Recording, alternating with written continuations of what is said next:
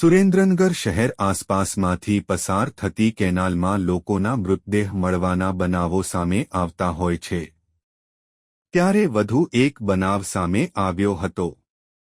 જેમાં સવારે સુરેન્દ્રનગર મુખ્ય નર્મદા કેનાલમાં એક પુરુષ પડતું મૂક્યાની ફાયરને જાણકારી અપાઈ હતી આથી ફાયર વિભાગ દેવાંગભાઈ દુધરેજિયા અશોકસિંહ સંજયભાઈ દિવ્યરાજસિંહ ધર્મરાજસિંહ શક્તિસિંહ સિદ્ધરાજસિંહ સહિત ટીમ ઘટના સ્થળે જઈ તપાસ હાથ ધરી હતી જ્યાં કેનાલમાં શોધખોળ બાદ આધેડનો મૃતદેહ બહાર કાઢ્યો હતો આ બનાવની પોલીસને જાણ કરાઈ હતી ઓળખ હાથ ધરાતા જોરાવરનગરના વિસ્તારના રહીશ દરજી સમાજના 65 વર્ષના વિજયભાઈ સોલંકી હોવાનું બહાર આવ્યું હતું આથી મૃતદેહ પરિવારજનોને સોંપવાની કાર્યવાહી હાથ ધરાઈ હતી।